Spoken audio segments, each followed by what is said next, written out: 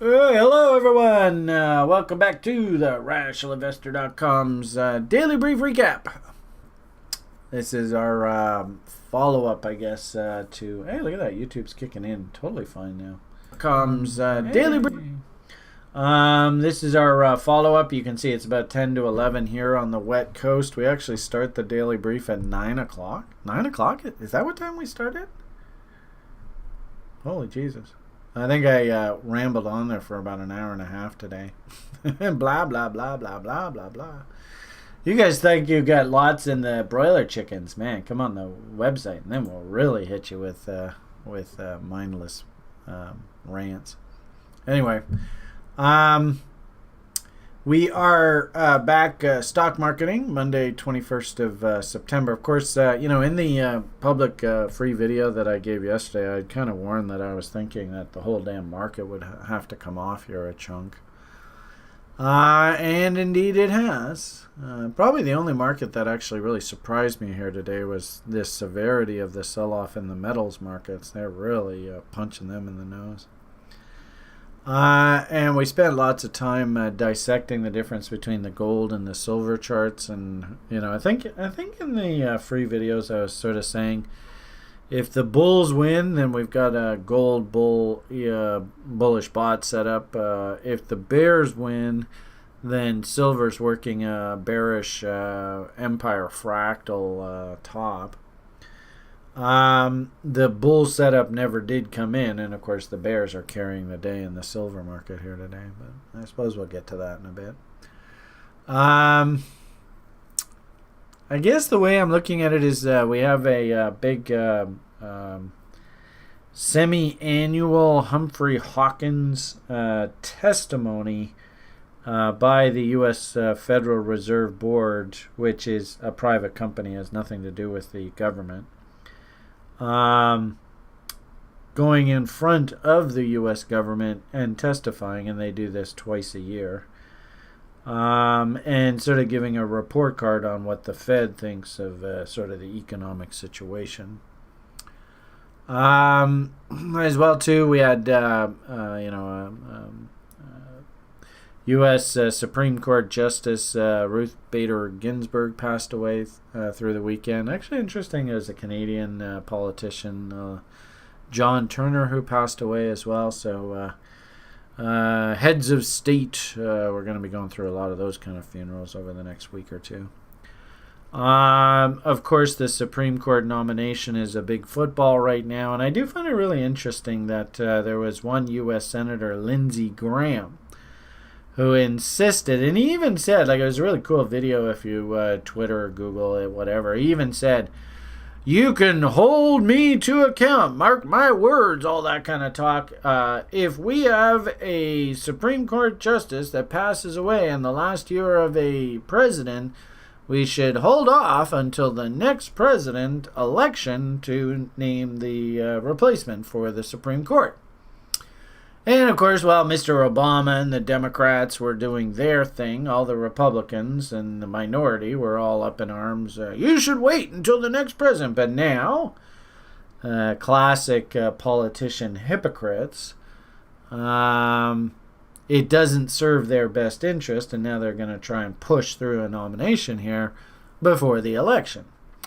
It just goes to show, I mean, I don't know whether you guys are aware, I have a very simple expression. How can you tell a politician is lying to you? And this is every single politician that is alive on this planet today. Their lips are moving. It's just as simple as that. They will do and they will say whatever it takes to serve their best interest. And they are often stunningly hypocritical. So that's what I think about politics, and frankly speaking, it's a complete waste of time. It's just really one special interest group attacking another. And we're just a whole bunch of mafiosos all just sort of jockeying for position as we go along here.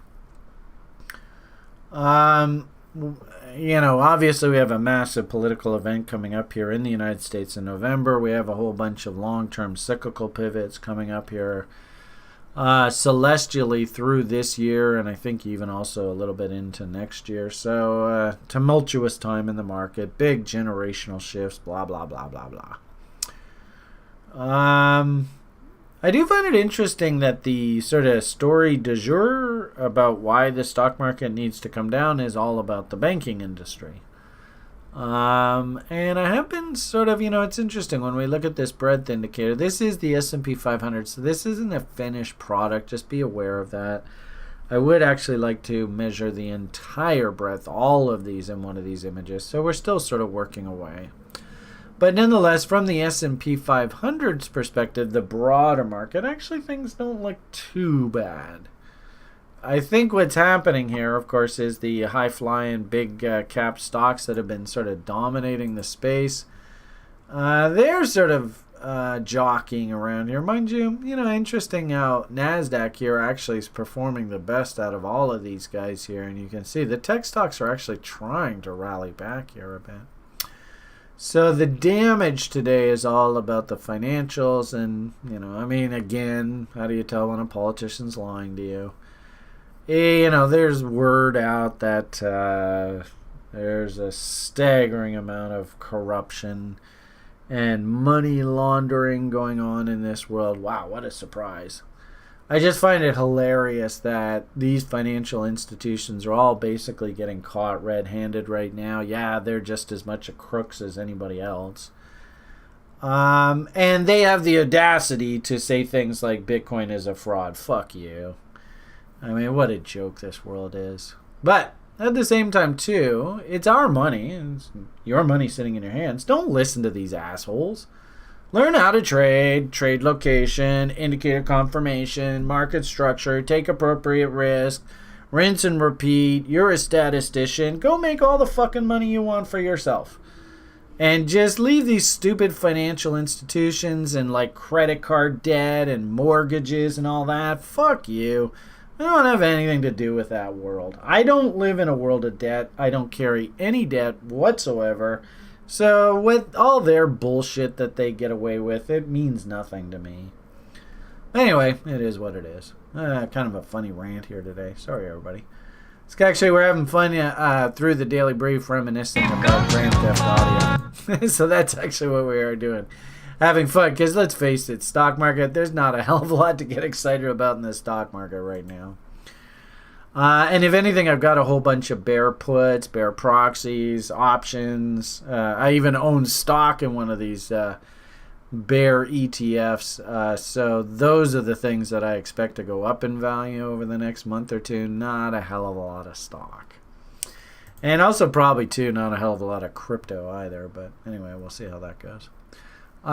So understand that we have Humphrey Hawkins coming up here. Understand that there's probably a lot of position squaring going on in the US dollar ahead of that event, because that's usually what happens. Also, to understand this was summer market, illiquid. Can they fuck around with the kids? The people that are trading, but most of the pros are in the Hamptons. You could actually argue that they're just unwinding all of this right now. It's almost, this is why I like to do those market symmetry studies.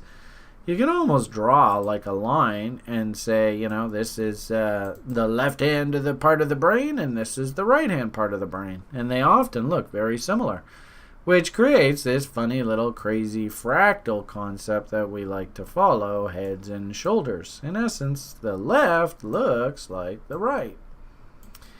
So that's what I'm expecting here. I don't know whether it's especially ahead of that congressional testimony, I don't know whether I really want to take too big of bets here. What I see, and it was interesting through last week, they, this was a Fed announcement. They rallied the market up. Turns out it was a trap. Everybody in the stock market got all excited, and the stock market broke. Then they brought the U.S. dollar right back down, and in this U.S. dollar big rally, of course, stock market breaks, and then, of course, market bottoms. And then exact opposite here. They bring the market back down against key lows. It's a trap. Stock market actually tops out and starts coming off. U.S. dollar rallies. I guess the way that I look at this is, excuse me. Feigenbaum, original market structure, 88.6. There's Kevin. W, look left. I don't know whether I really want to call a bottom here. Remember that guy who's making fun of me for calling tops in oil? I wouldn't be surprised if there's some FUs, and that's sort of what happened to kids through here. I actually don't mind the idea of hunting tops in things like the commodity currencies. Even the euro, for example, has one hell of a head and shoulders top working. And I even challenged our TRI SOF crew. I actually think there's probably options trades looking for the currencies to make this 50% retracement. This is just a normal, healthy move. So that's what I'm going to, don't be shocked if you hear that I bought some euro puts. I've got some December Canadian dollar puts. I might even go buy some more. But if anything, I kind of want to let this week get out of the way, get on the other side of the Fed, and if this thing is still pointing up and all the currencies are still pointing down, then I think you got yourself a trade. So I'm going to be watching that through the week. Stocks still heading lower. You can see the bear ABCD, see where Mountain Man is. So I don't see any reason to change my thinking there. Oil, great example of just following along this paper trade. I verbally told you what we were going to do, and we just got to stick with it. Right? And actually, that's how you tell whether you're a good trader or not, is you do what you said you were going to do. So we said that we were going to short this double top. Market tanked. We're going to use 50% rule. I still think the better way to go is not really to use this spot contract CL1 exclamation mark. These levels aren't real. If I was going to be sort of picking levels to take profits, I actually really like. I think I had it on here. Yeah, this is the May 2021 futures contract. There is that double top. There's the 50% level, 37.21. Interesting how off of this tight little double top we hit the Foggenbaum and had to rally back. But again, these gaps needed filling. I think this rally was actually all about that hurricane. I think it's Hurricane Sally or something like that. So it made landfall, no big disasters. Equity markets, of course, risk on, just horrible. And so what do here? They rip this thing back down to the bottom. I still think this 37.21 perfectly realistic target. And if we actually start getting an M sort of structure coming in here, then I think we can officially move our stop down to whatever that high is. Right? Actually, that's not what I wanted to do. There, we'd move our stop to there. Right? So this thing comes up, M's out, boom. Then we can slowly start moving our stops down. Time being, we'll just say for this paper trade that our stop is still at scratch. We don't want to see a winning trade turn into a losing trade. And on the 50% level tag, we'll look to ring the register. So obviously that is a big risk off vote. So risk off. There's that euro head and shoulders I was talking about just a moment ago. You can really see it very well defined now. But back over here, risk off, US dollar index rallying smartly, risk off. So this is the one thing that kind of surprises me, what's going on here. And I even said in the daily brief, I'm going to have to eat some crow here with the public YouTube people. Because I believe the yen, the bonds, and the gold act as a pretty good sort of risk-off proxy if people don't want to take risk in the marketplace. They'll go run into these assets, but there's something really disconnected here. So we had the yen zip up, and I was all like, holy shit, man, we should see gold move up. And so what does gold do? It goes the other direction. Hey, nice call, Brian. Mercy. I am perplexed why the gold actually is not catching a bid. Bonds seem to be trying to W out here. Of course, the yen already very strong, having a down day. And you can see risk down, down, down. And gold? Is gold now being considered a risk asset? Oh, boy. I really do like the idea that crypto is a good leading indicator for risk. And it looks to me like these guys are following suit. If anything, what I would expect, and this is what I'm thinking, is stocks come down, put in a tight little W, counter trend rally, just like you saw here. Probably come and kiss the underside of this breakdown level in a week or so, and then continue their path lower. And of course, there's our little oil. Interesting how he does have that cute little W, just like the corn. So in a weird sort of way, even though it's not as well defined, you can kind of see still corn actually was the leader there. The oil made a new high here, even though corn already did. And it looks like stocks are sort of last, right? So corn's making divs, crude's making divs, stocks still pressing the new highs, but now stocks are aggressively playing catch up now.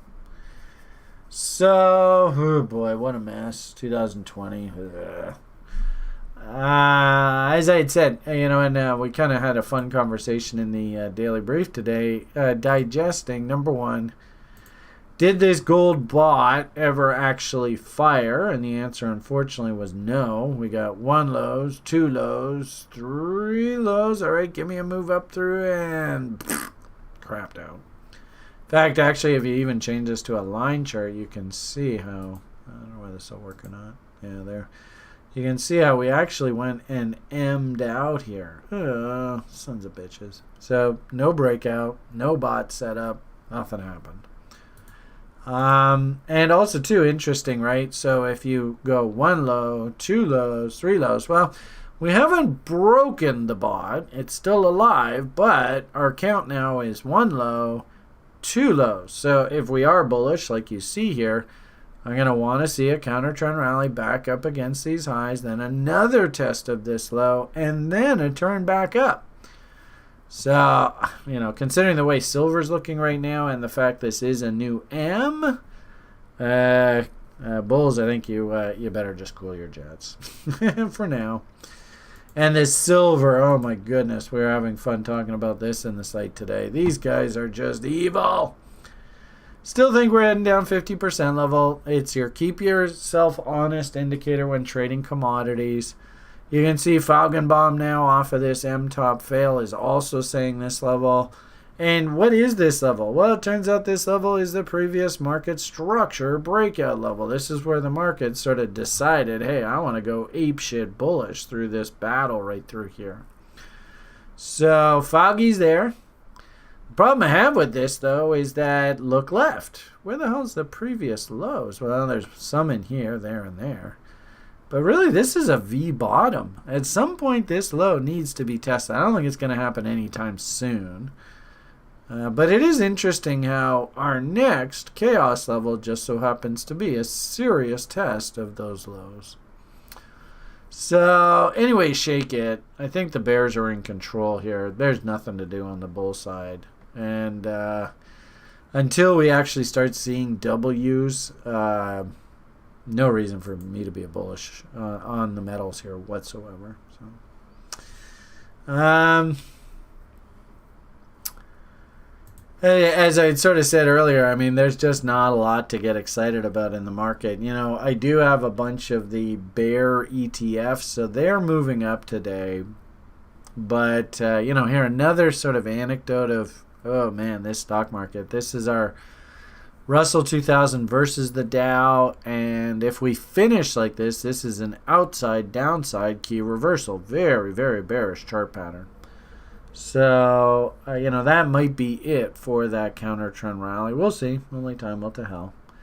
But more anecdotal evidence, hey, risk is coming out of the market. Good old corn.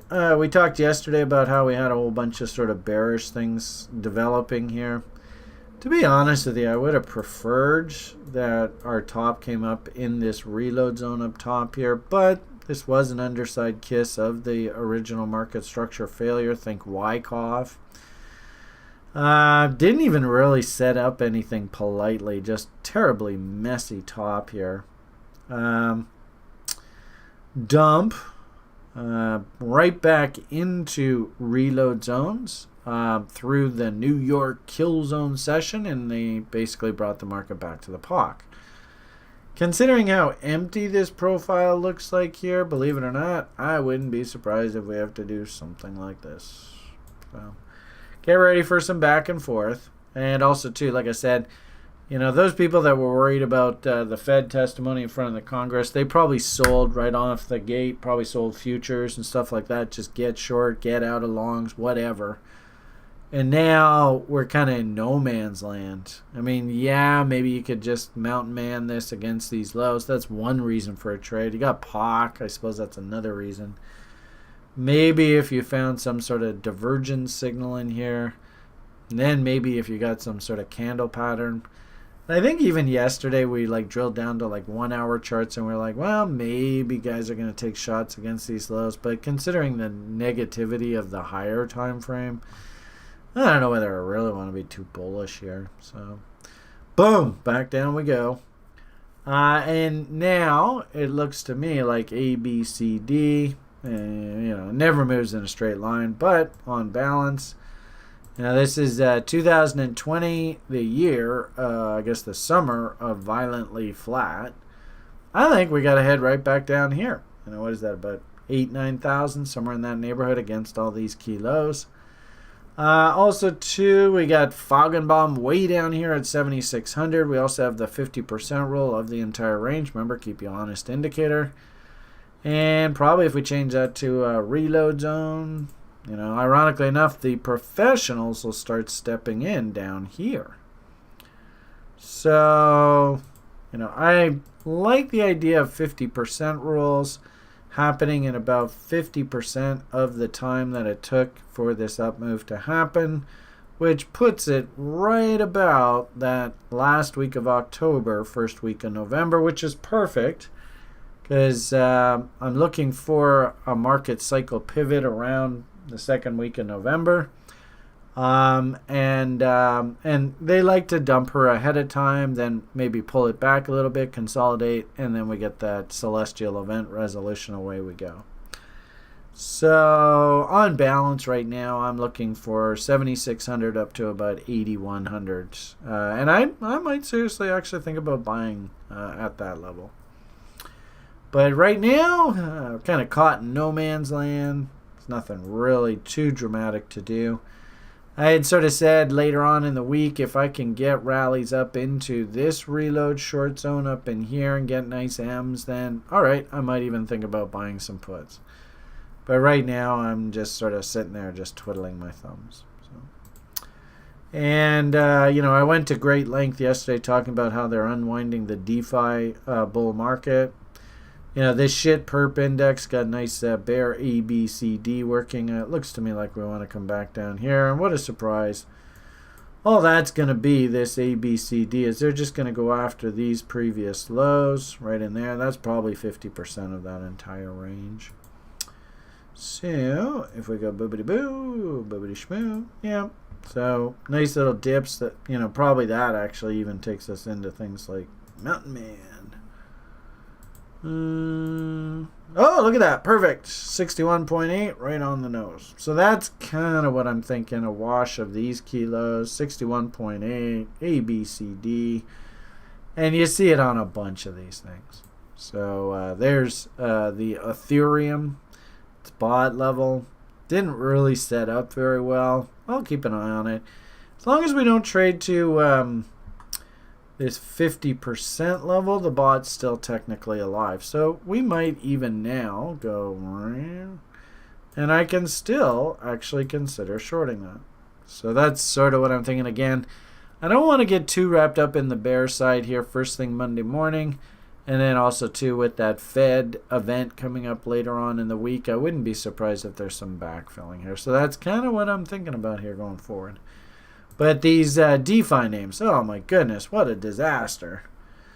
We sort of went through all the various different short setups that we've been talking about and illustrating to you guys, and then also warnings yesterday about names just breaking down.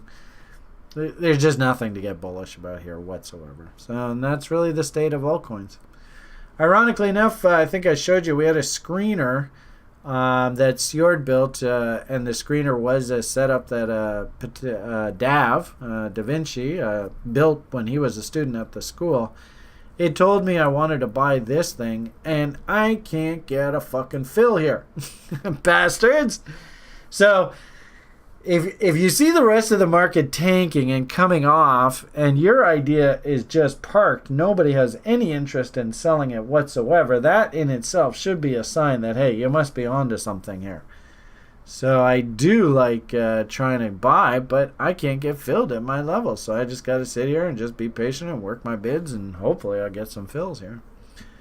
And that's sort of the way that I'm looking at the market. You know, I love this little geo. This geo's so pretty. Same sort of thing. It took me forever to get fills on this son of a bitch. I'm happy now that I'm in, so just sit and twiddle your thumbs. There were some names that I did some nibbling on. Yeah, they're just not finding traction. This is why I do the nanny nibble strategy, because don't throw too much money in here. This Decred, I was convinced this was a bottom, but as you can see, clearly not right.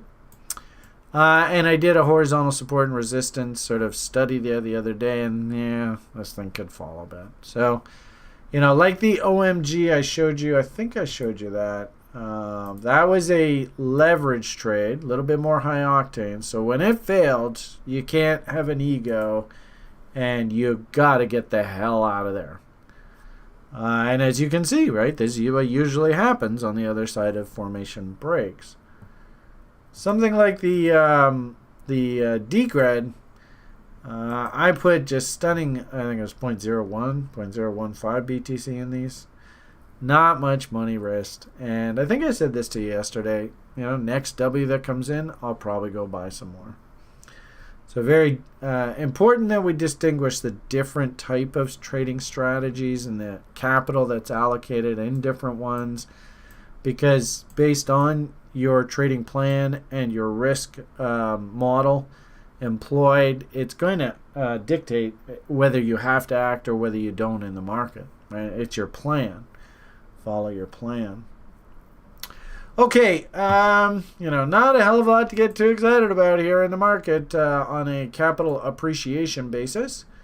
There are a couple names, Geo, that DREP, that I'm more than willing to buy.